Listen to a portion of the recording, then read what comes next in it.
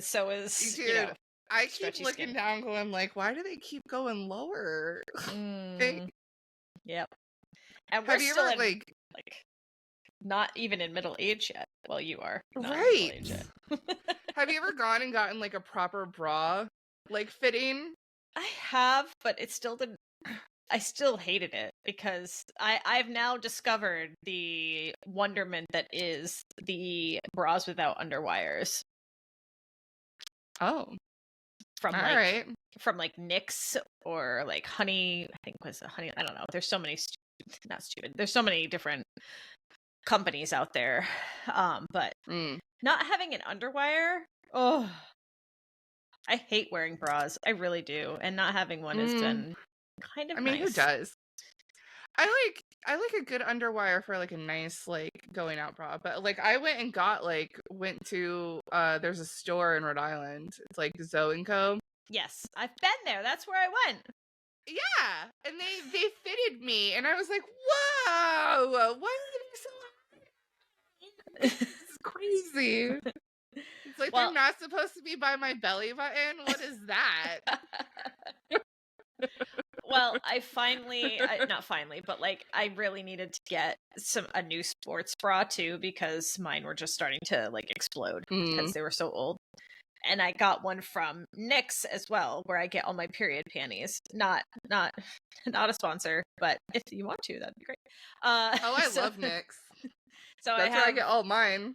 I have one of their bras. They were having a sale at Christmas time, and so I got another one and a sports bra, and I'm wearing it right now. And I feel so very supported. It comes up high, and it goes down low, so it covers like my second boob chub. Oh, that's nice. Yeah, it's really great. Have you tried the She Fits? No, I have not because I wear expensive. those too. They're not that bad. They were like $45. Oh, that's way less than what I did. They're like the plain black one was like $45 that I spent, and I bought two, and it does the same thing. It like covers, like your second, your back boob. Back boob. Your second boob. And that shit's awesome. You're like sucked in.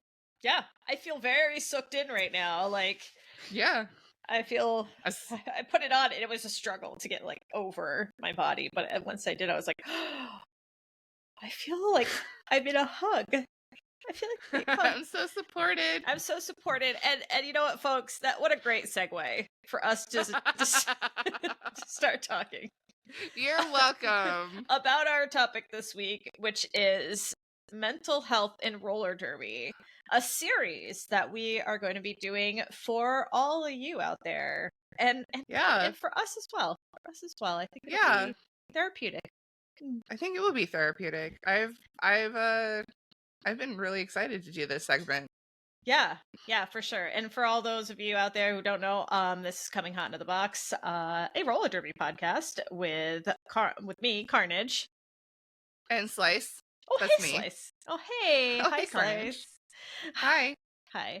Yeah. So when we had first, even before we started recording our podcast, like before our Coming Hot into the Box podcast was even birthed out into the world, we had made a list of different ideas that we wanted to talk about. And one of the big ones that we kept coming back to was mental health in roller derby. The sport tends to provide a lot of comfort and solace for people with mental health issues.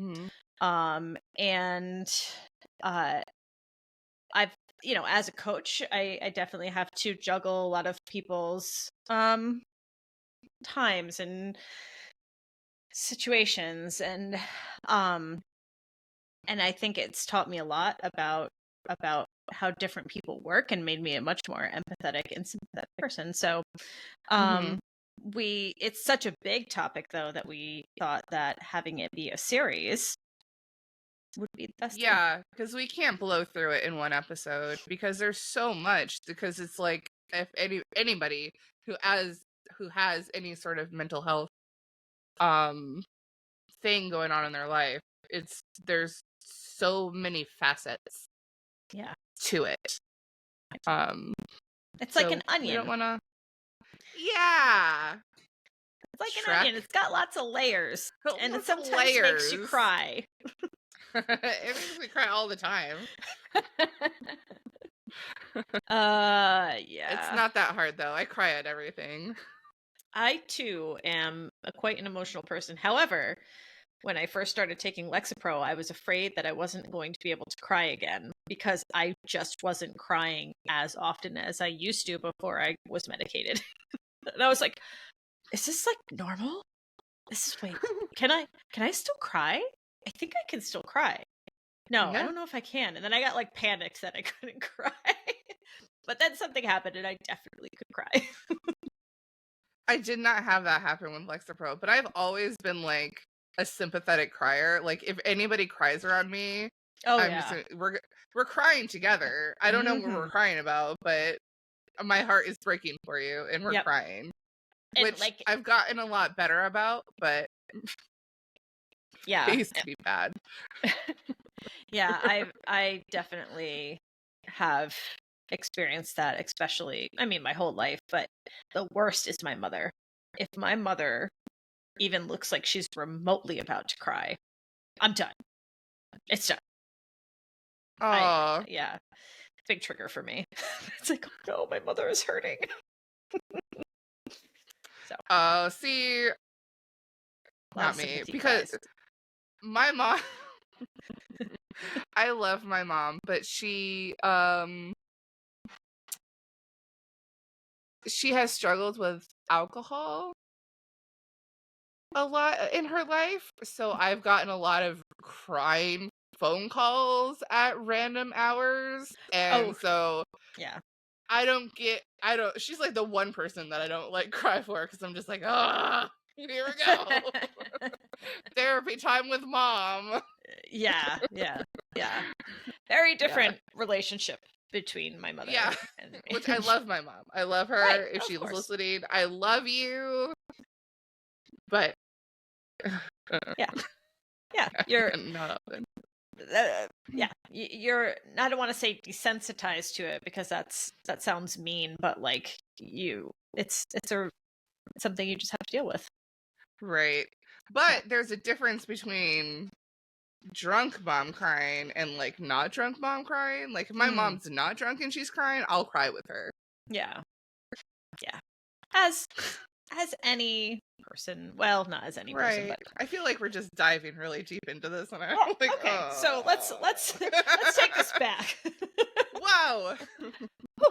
Anyway, why don't we start with the easy thing? And hey, Slice, what sent you to the box this week? Depression. So true. It really is. It like this week was such a rough week. It was so bad. I really had a hard time. I struggle bust this week really bad. And what made it worse is that not only was I struggle busing, Jay was also struggle busing. So like usually my at-home lean on person was also like, I don't know what planets were going on with what, but like there was something going on in the universe, and so it was just like a double depression going on in my house. And like I think the only thing that like kicked me out of it was yesterday's practice, yesterday morning. Exercise, man.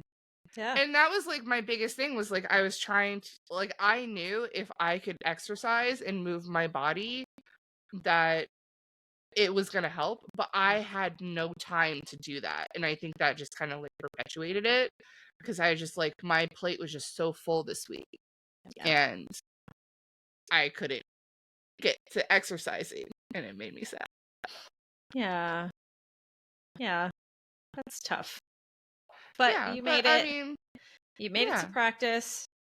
We're here recording now. We did it. We definitely struggled through a lot of the recordings we tried to do this week. We either just didn't happen to record, or we... Yeah, because we wanted to record this episode multiple times this week, and then it was just like I can't. It was either me saying I can't do it or you saying you can't. It was like I can't. I cannot bring myself to turn on. Yeah, for sure. Yeah. For sure. Mm. So yeah, that's what sent me to the box this week. What sent you to the box this week? I would say,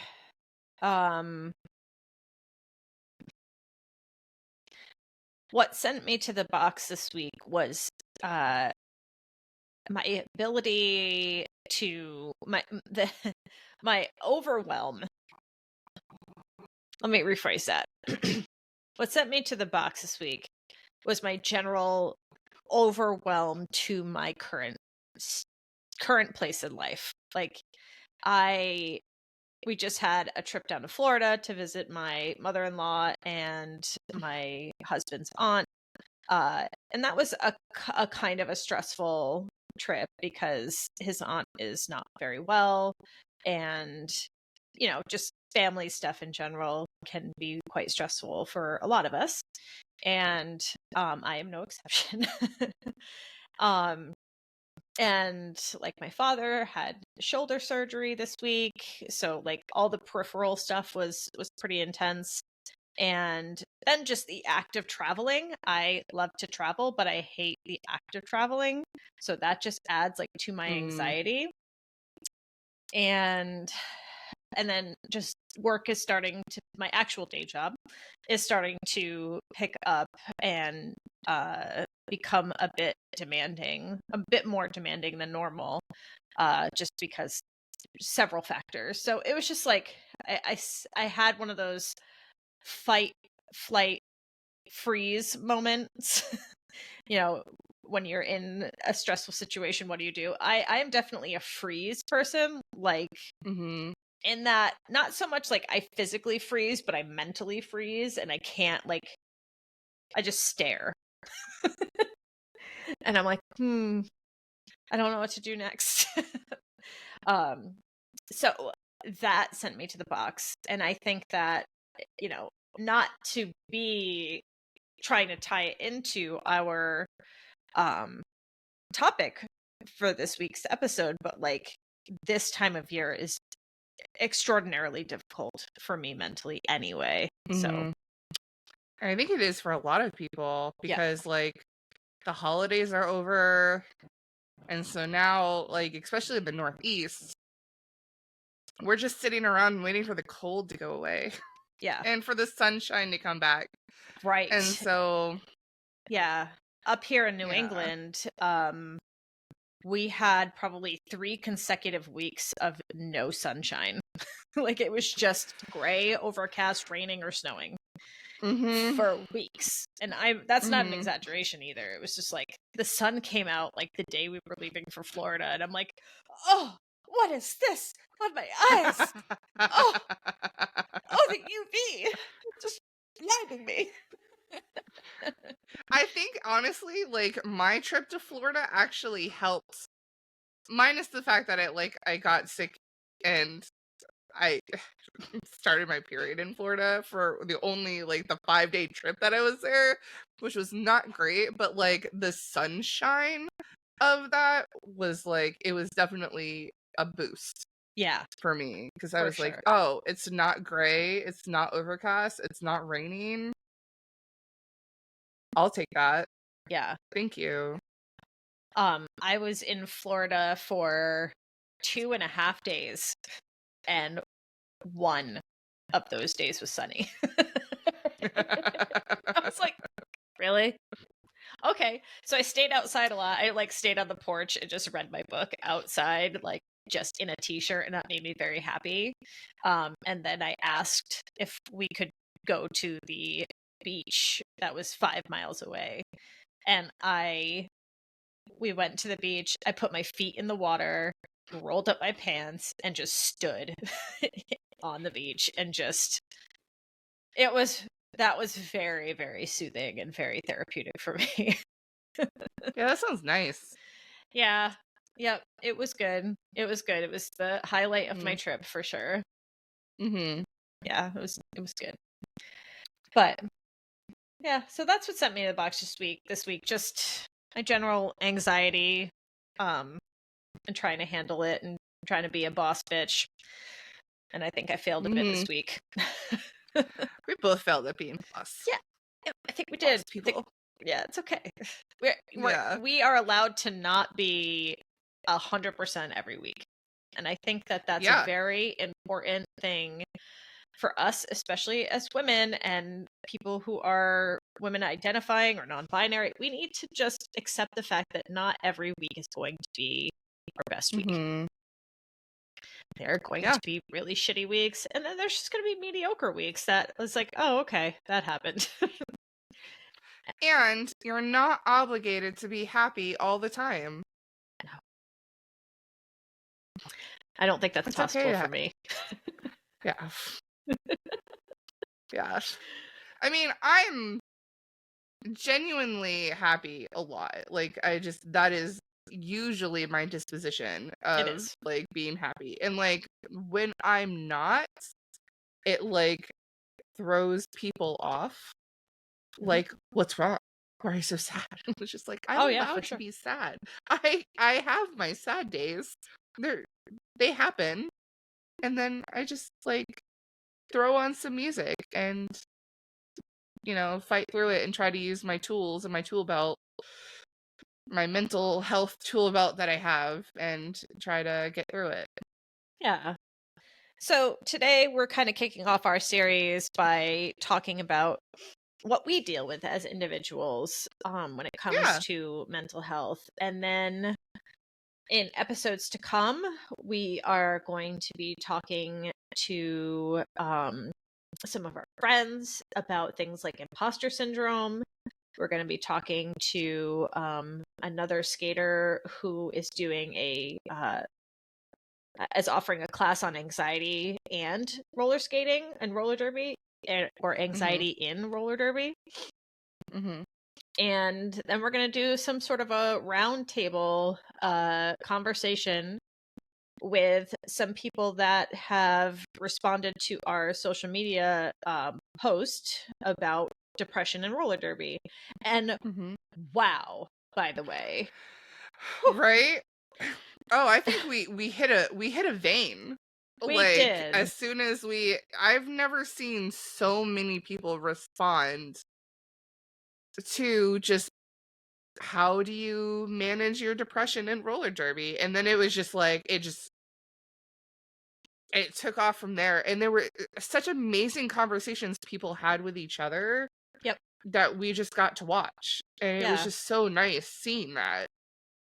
It was like, and I was down in Florida for it, so like I just kept looking at my phone going like, oh my god, wow, hey, this is really, I mean, it was very comforting to see everybody share their stories and reach out, send us emails on Reddit, you know, all sorts of different ways. But so we want to thank you all for letting your voice be heard, and it definitely did get heard, and we're just working on compiling what we learned and what we've been dealing with in response to that. So we thank you again for all that. I hope everybody who read, like anybody who's interacted with those posts, or even if you haven't interacted with those posts, please go take a look at them, because the feeling of not being alone is just like so overwhelming, and like in just everybody's stories of like, oh, it's not just me, it's everybody. Like, we all have our issues, but it's just like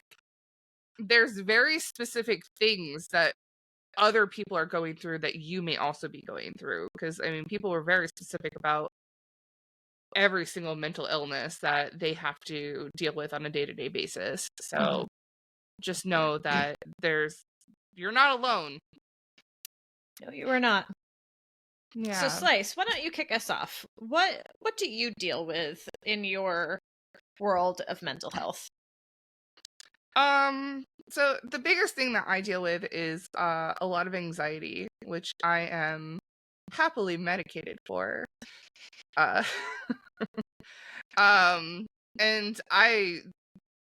been medicated for anxiety for a while, but and I mean, I do deal with seasonal depression. I don't deal with depression as much as a lot of other people deal with it.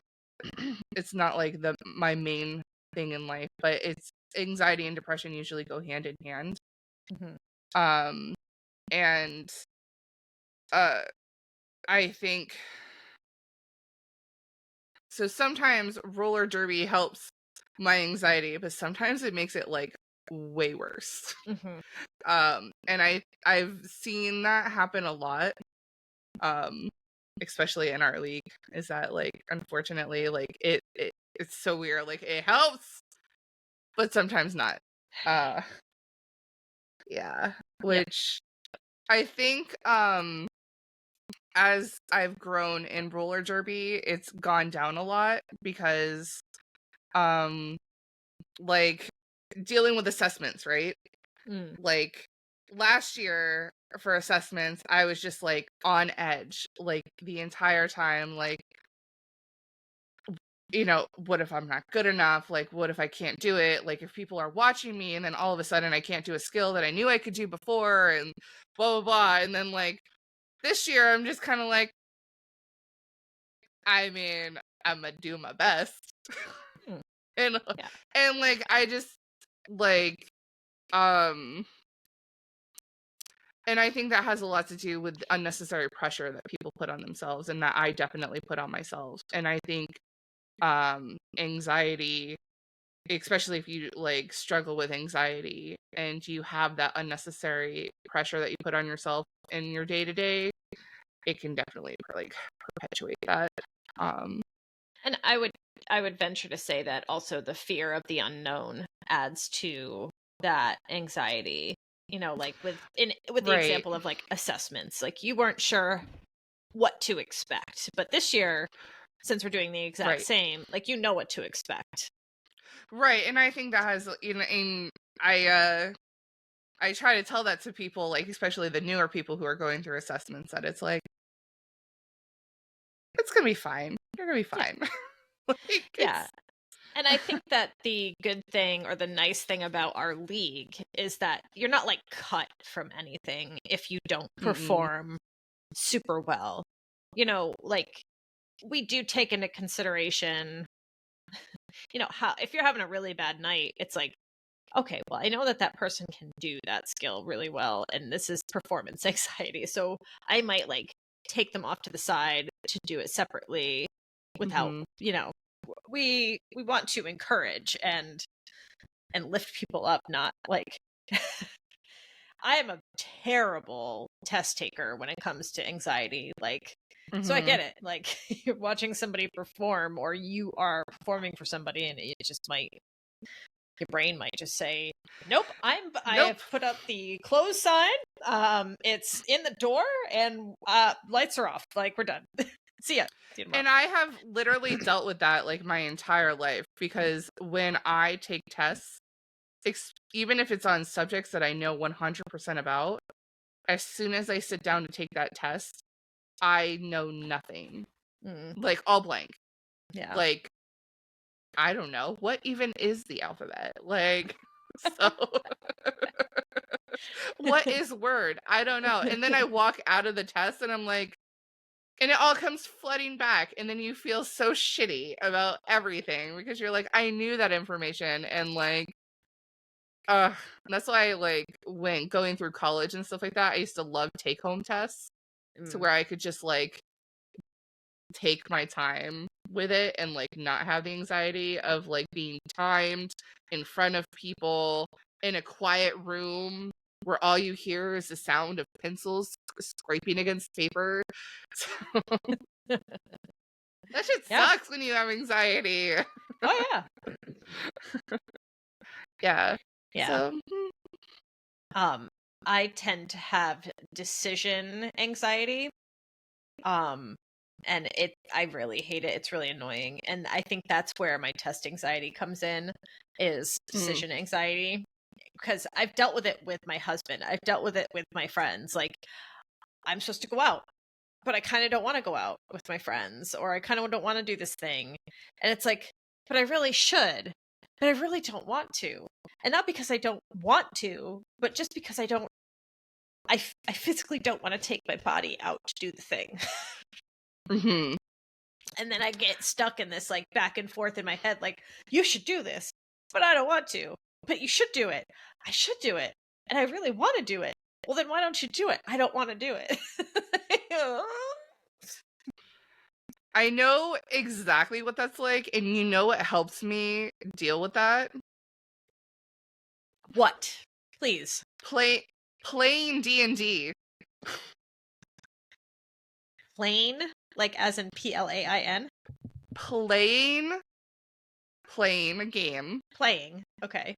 Playing D&D. Dungeons and Dragons. But like, I can't just whip up a D&D game if I'm I know. Yeah.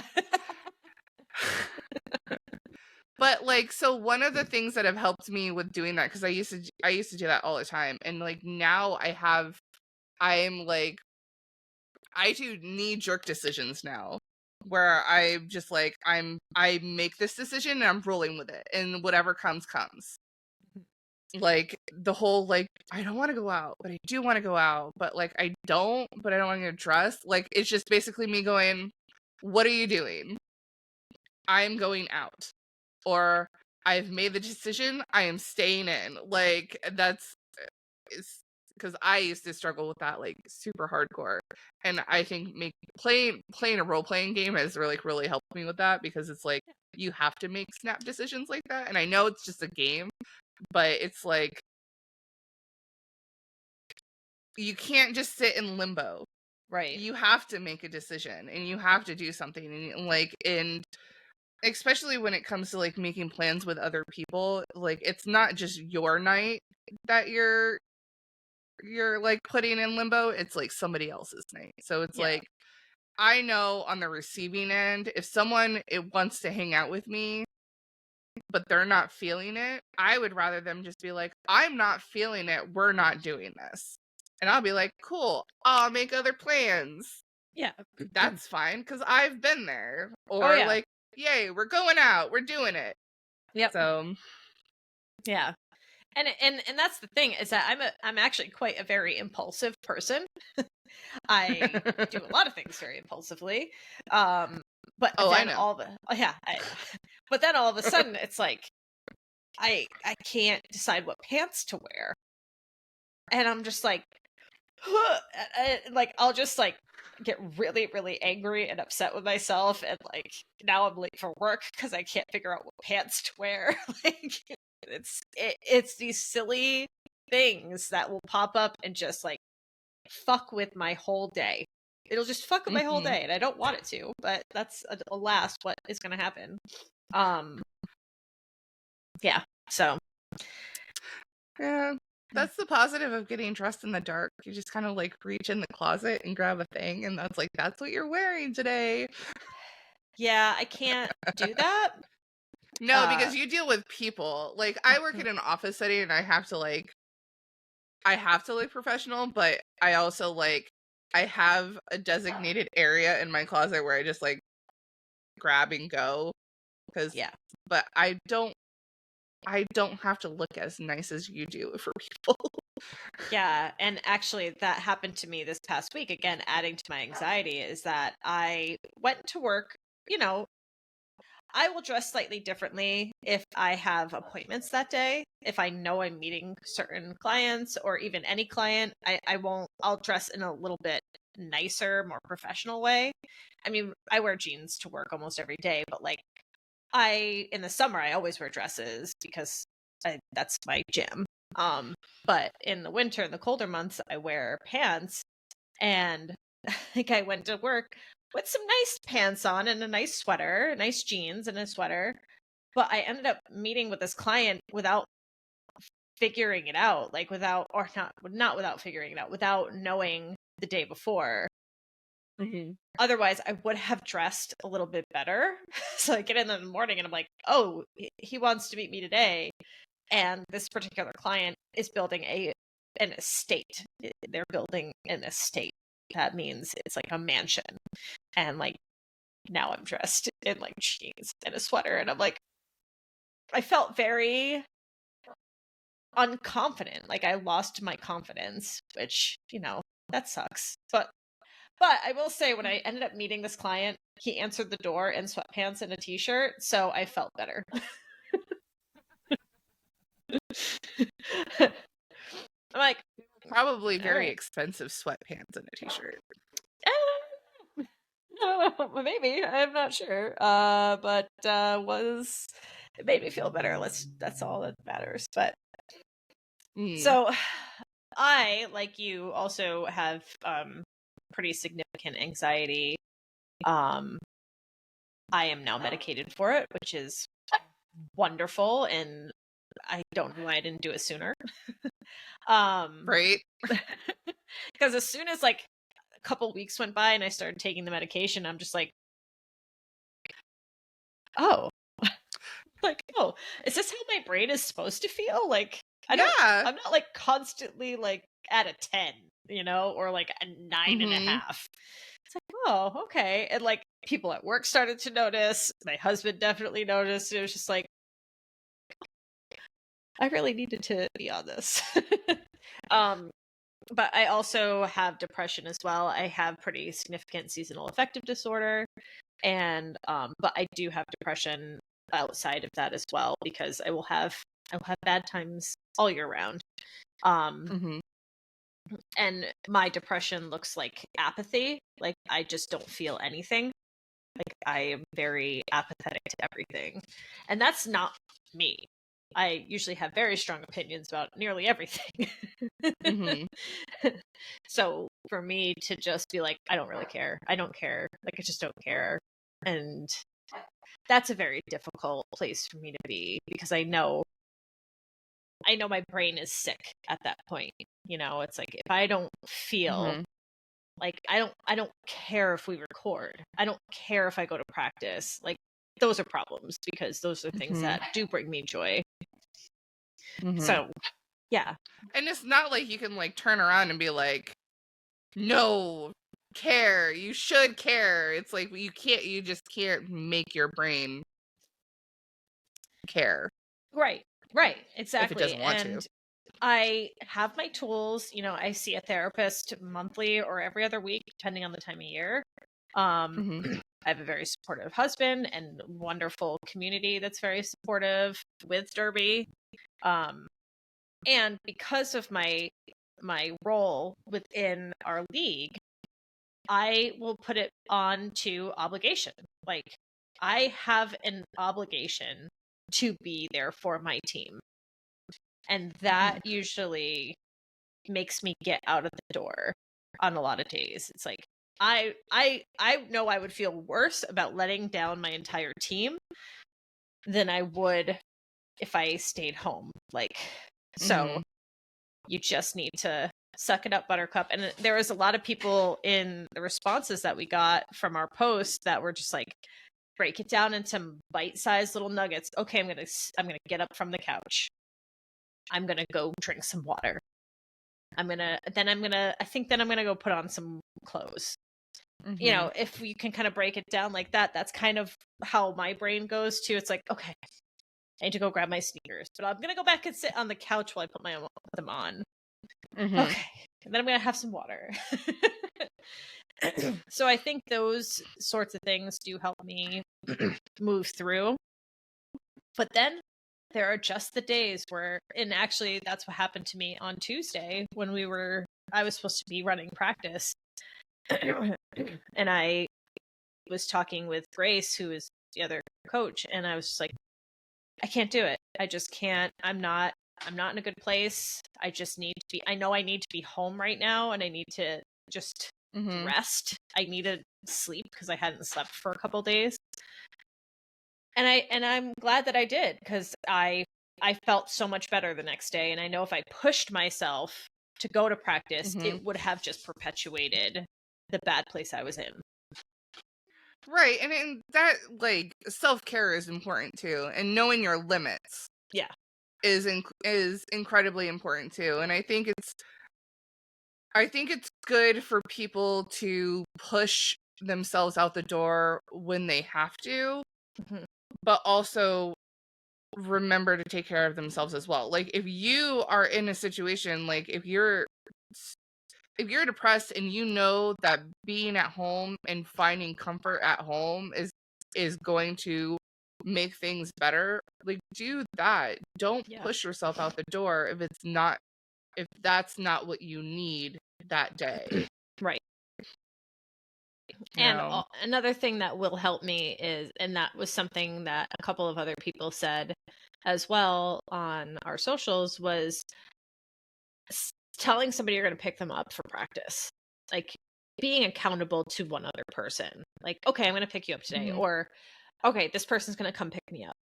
So that canceling is a lot harder. Because now you're inconveniencing somebody else too. In some way, you know? And so I think that definitely does help too. And for those of you hearing my dogs in the background, I have very insistent dogs who like to let themselves be known because they are crazy. So I apologize, folks, but they're very cute, but they're big assholes. Yeah. They're big 15-pound assholes who are so adorable and I can't live without them. They're actually really tiny assholes. They're like tiny. Oh, puppies. You're such a big asshole, but you're tiny asshole. Okay. Moving on from my dog's assholes now. You know, like one thing that helps me like get to practice when I am like in a rut is like I know I'm gonna feel better after practice, like every time, no matter what. Like I know going is gonna make me feel better, versus like not going. Like I know my brain's gonna benefit, which again, like that's me personally, but like if you know that you're gonna feel better, like that's kind of one thing that you can put in your toolbox is like there's gonna be no regret if you go. You might regret staying home, but there's gonna be no regret if you go. And that's like one of the things I tell myself when I'm in a rut and I have a really hard time getting myself up and needing to go. Yeah. And I needed a therapist for a long time, and it took me a while to find the right one that I see regularly. But for me, that has been, that's been a really good thing for me. And it's not so much like I just talk to her about stuff. It's not even like we're trying to diagnose the issues. It's just sometimes you just need to talk to somebody that is going to be on your side or impartial, and doesn't know what the background is. So a non-biased opinion. So shout out to Sylvia. She is the best. Sylvia has helped me through a lot of things. I've been seeing her now for like 5.5 years. And then with that and medication, and also like it's the tools in your toolbox. And like I know, and I think definitely a good reason why I get put into such a tailspin this time of year, aside from the lack of light and just my hermitness, is that I don't eat very well and I don't sleep very well, and it's high stress because of the holiday. And I need to eat better and sleep better to feel better mentally. Like that's definitely, I fully subscribe to the gut health equals good mental health. So if I know that I've been on a bit of a tear when I've been just putting a lot of junk in my body, I know that my brain is going to feel junky too. So yeah, I have that too, where it's like if it's just like I consider it like eating heavy. Like if I feel like I've been doing nothing but eating heavy, I just feel heavy. Yeah. So like if I start eating like lighter and I start like moving, for me is like one of my big things. Like if I move, it's like instant gratification for me. So yeah, I definitely, food is a big one for me if I'm just like eating shit. Yeah, and it's go ahead. Sorry. I was gonna say it's just in the wintertime, it's just so easy to eat like shit. Yes. Because you're already feeling hermity, and then you're like, let's order out. Because I don't feel like cooking. Yeah. Yeah, that pizza sounds delightful. And let me bring home $100 worth of Indian food, which I did last night. That sounds delicious. So good. So I bet it was. And I had pizza last night. So. Oh, look at that. But in my defense, my friend is in town for her dad's funeral, and I ordered pizza because she was trying to avoid going and hanging out with her family. So it's like, we'll order pizza. Fair enough. Yeah. Yeah. My friend Rachel and we took a walk in a park before we got Indian food, and it was on the ocean. Nice. So I was like, that's fine. We can just take a walk and then eat all the Indian food. That sounds lovely. It was so wonderful. It really was so great. So I think also the accountability buddy I'm going to jump back on because, you're my accountability buddy for sure. Primarily, I mean, just out of convenience for one, because I don't talk to anybody more than I talk to you, except for maybe my husband. But, that's variable too. Maybe. But you had suggested or told me about this.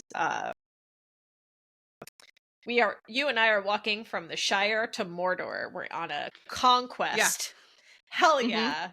That's right. Yeah, we are. And I need something to motivate me. And that has motivated me. I have made conscious efforts to move every day, which in the winter is very hard for me to do. And then when you're like, I just walked for an hour and a half and I walked this much, and I'm just like, fuck, okay, yeah, no, I have to go on my rower. I have to at least do something. If Slice found a way to do it, I need to find a way to do it.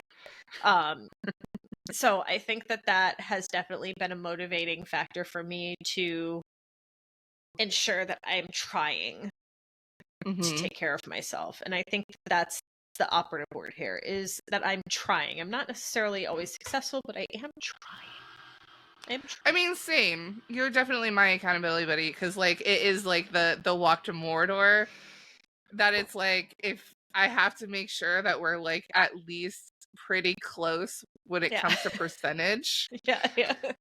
So like if I'm falling behind, like I'm like, no, she can't beat me. Like we have to get out of the Shire together. Like we do. Jay's gonna get out of the Shire before we do, but that's okay. Like, whatever, fuck that guy. But we're very close in our. Yeah, we are. Our percentages are like really close. So that actually has been helping me. Like on the days where I don't move much, I'm still moving. Yeah. Because I'm just like, I'm trying to make a conscious decision to like get up and move. And Derby definitely helps that because it's just, we're moving for that. Yes. And that counts. Right. So exactly. Except that one day that I forgot my goddamn Apple Watch at home, and I was like, I walked a lot today. It doesn't count. You're still in the Shire. Oh. It's a bummer. I also like, for accountability too, like I just have way more fun when you're at practice because I give you shit. Oh, yes. Okay, see, I was all touched by that, and now you're like, because you give me shit. I do, though. I love when you're at practice. I love giving you shit, but I also love when you're at practice because it makes me, like, I don't know, makes me feel better. Good. That's good. Yeah. I hope that my enigmatic personality just makes everybody feel better when I'm at practice. I know that's not true. When you're doing super endurance days, no. No, they hate you. Yeah, well, you know what? I don't give a single shit that you guys hate me on those days because y'all need it. No shit. Everybody needs endurance. It's true. Yeah, so that's how I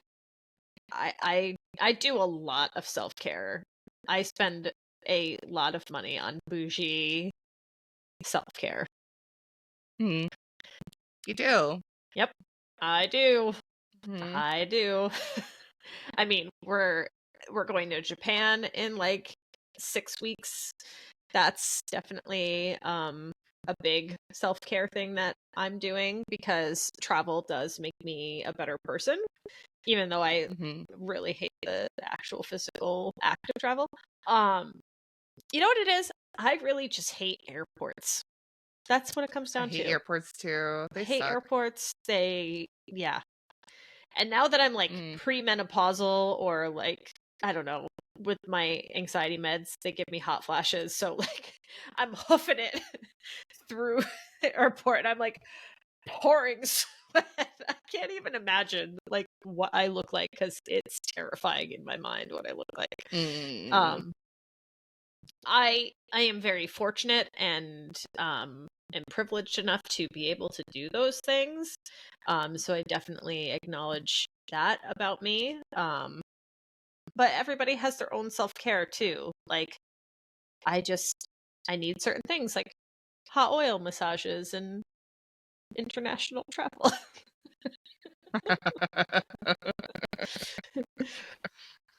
Which, for the record, I haven't been out of the country in 2 years. So okay. I'm gonna stop talking now. No, I mean, I think that's like you know what you need. Like, yeah. I think I impulse buy like when I'm feeling like when I need a thing. Which is probably not the healthiest, but it gives me like immediate satisfaction about it.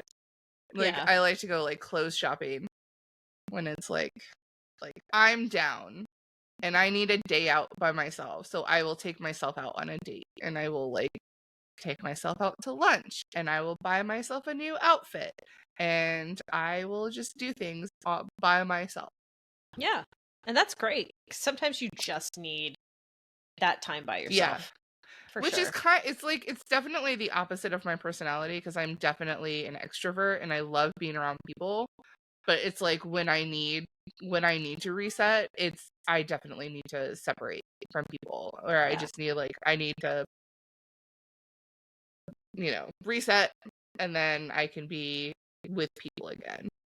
And I find that to be true for me in regards to Derby as the season goes on. Like when we're getting further on into the year, I tend to feel more easily burnt out being around so many people. So it's like, okay, I can't do this event tonight. I just cannot do people, because for my job, I have to people a lot. So if I have to meet with a lot of different clients, if I have to meet with a lot of different sales reps and managers, and if I'm having a very people-y week, I have nothing left in the tank. And I am proud of myself for how far I've come to know what my boundaries are and what my limits are. Because in the past, I would have pushed myself and been a miserable bitch to everybody who I was around, or lashed out in ways to people I love, because I didn't take that time to just sit in silence and just be by myself. Tooling away on my phone is sometimes just what I need. It's bad, but it's I just need to turn that off. So, and that's kind of like one of those things of like, if somebody wants to hang out with me and I'm in that mood where it's like, okay, they need to hang out with somebody, like, you can come sit next to me on a couch and we can both just sit on our phone, and I will be completely happy with that. Just like, don't talk to me.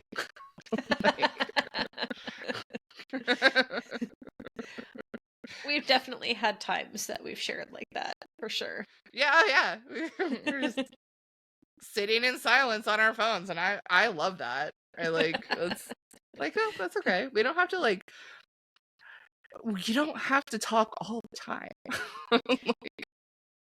No, and that has also been a good learning moment for me, is that I was raised that you always have to talk things out until you are blue in the face. Like, just talk it out, talk it out, talk it out. It's got to get resolved immediately.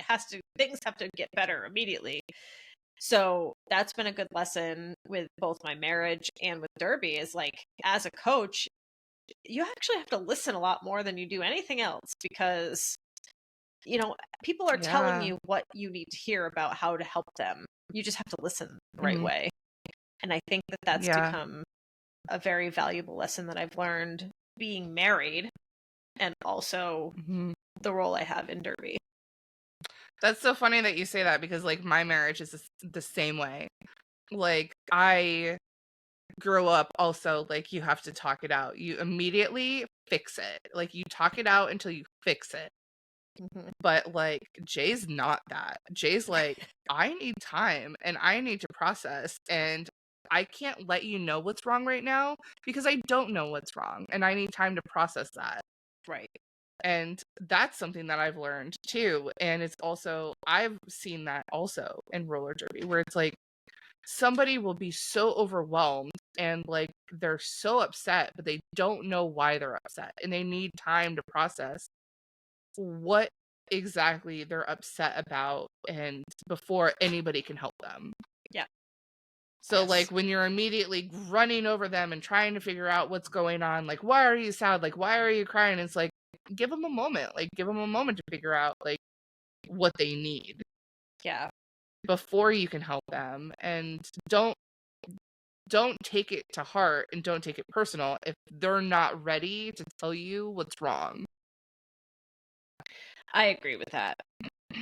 But I will say my caveat to that is, don't let the communication lapse, though. You know, if you don't know what's going on, you don't know the emotions you're feeling, you can't express them, don't let that go, though, so that either the action that caused that can't be talked about and remedied so it doesn't happen in the future. You know, I would encourage people to not clam up, because talking things out does help, but it just might not be immediate. Like, I need immediate, like, oh my God, I've offended you. Oh my God, let's just talk this out, because I can't believe I just said that, and I'm so sorry. And like, I will just keep talking, because now I hate it. I hear myself do the thing in my head. I'm like, you need to shut up, but I can't. But I feel like making sure you do eventually talk it out is important, especially in a league situation, in a team situation, because somebody might not know they're doing a thing. Somebody might not know that they're triggering your anxiety, or they're triggering you in some other way. But all they need to know is, hey, you know, when you do that thing, when you hold me this way, or when you talk to me this way and try to coach me, it really makes me upset because I can't understand XYZ. You know, that great. Thank you for telling me. Now I know. Let's move on. You know, and I will try to be better. And try not to take it to heart when people do say things like that. If someone's trying to say like, hey, there is something that you're doing that is hitting me the wrong way. Like, be open enough to be like, oh, maybe I should change the way that I approach you about such and such. Right. And I will say, you are nobody's burden. If you have an issue, please talk it out. Like, even if you have to take time to talk it out, but I agree with you. Like, don't let the communication lapse, because like, I know so many people who don't like to talk it out because they feel like they don't want to feel like a burden to other people. They don't want to feel like they're gonna make somebody mad or like anger somebody else. It's like, no, like, you know, your derby team is your extended family. Talk it out. Like, even if things get heated for a moment, you're better off talking it out so things don't blow up later. Yeah. Exactly. Yeah. I think good communication, and all of my former bedrockers out there that I used to coach for Hartford, communication, we even had a t-shirt made, we had ornaments made. Like, communication is key. always. It is though. Yeah, for sure. And that's why, like, especially with our little group between me, you, Whiskey, and Grace, it's like, I'm having this problem. I'm having this day. I'm having this issue. I don't know how to handle it. What do you think I should do? You know, having that really tight-knit group of people that each of you in our little group give me something very different. Mm-hmm. And that to me has been very helpful too, with kind of pulling myself out of some funks, or like being pissed about something or anxious about something, but then getting a different perspective and being like, I reject what you're saying, but it's right. Damn it. Damn you for being right. I don't want you to be right. I want to be mad. I want to be mad. And then Whiskey will be like, no, that's fucked up, Carnage. I know. She does that a lot. She does it a lot. Like, no, it's fine. Yeah. So I think that, you know, moving forward through this series, I'm really excited to talk to different people, get different people's perspectives on this, because everybody's story is unique and different, but there is a common thread that can tie us all together to you know, help each other out when their string is a little frayed. It needs a little hand. Yeah. I'm excited for people to like listen to it and take part in it. I would love people to reach out to us and talk to us about it. Yeah. Even if you missed the original post and stuff like that, please don't hesitate. Reach out to us on Instagram, send us an email. Like, we will gladly read it and take it into account for the future episodes. Yep. When it comes to everybody's mental health journeys. Yeah. And roller journeys. Slice. What is that email address? It's cominghotintothebox@gmail.com. Yes, it is. And like Slice said, you can just go right onto our website, cominghotintothebox.com, and there's a little tab that you can click on to send us a little email. It comes right to us, and it could be about anything. It doesn't have to be about your mental health journey. It could be about your derby story. It could be about, you know, just giving us an update as to what's going on in your derby career. We've gotten a lot of DMs about that, which has been so great to hear, and to kind of be on this journey with some of you who introduced yourself at the beginning, and now like you're starting to scrimmage. We feel like little aunts, just with all of our little we're ducklings. Like your aunt cheerleaders, like, for so many people. Like, yeah. I will buy pom-poms if I have to. Can you buy me pom-poms? Yes, we will buy pom-poms. Okay. And we'll just just know that we're there shaking our pom-poms in a non-euphemism way.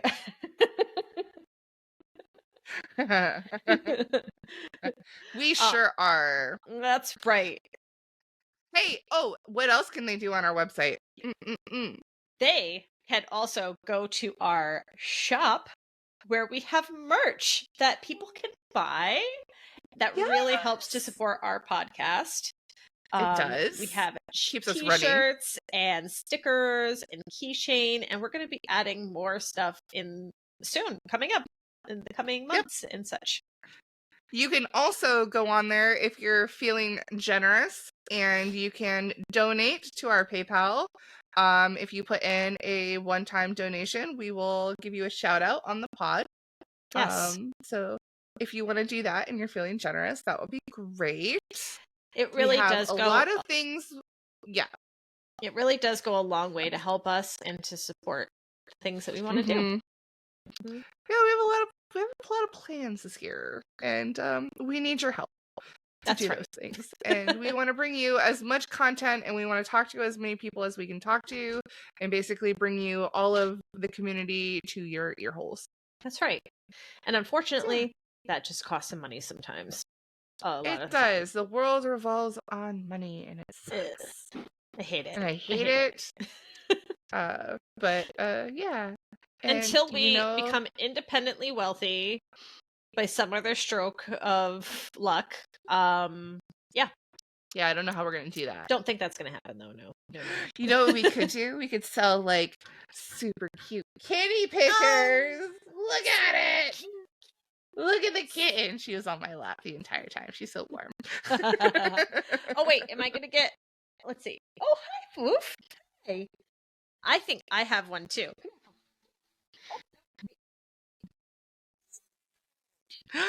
Rubber-doo. She can't hear me because you have your headphones. Aww, she loves it. Yes. Ruby is adorable, and she loves to cuddle. And now she's blocking my face. Okay. And the other thing that you could do... The other thing that you can do on our website is, if you're feeling generous and you have perhaps a roller derby based business, you could be a sponsor of our podcast. Yeah, that would be great. Just reach out. We have a sponsorship spot on our website. Our sponsorship packet is very affordable. Just really reach out. Like, it's super affordable.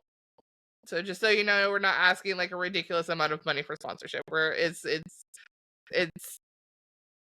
Yeah, we're trying. Please reach out and let us know if you would like to be sponsored on our pod and bring your business to all of the hot boxer ear holes. Ooh, and they are ear holes going on. There are some fancy ear holes out there, and I still don't like that we use the term ear holes. I hate it. Ear holes.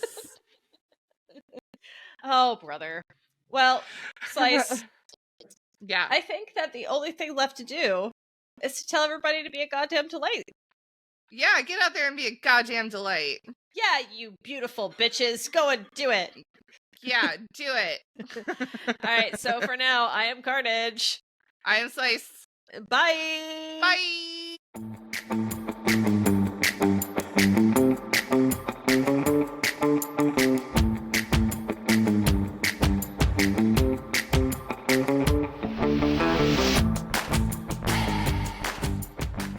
Hey, Mom, did you listen to my podcast? What's a podcast?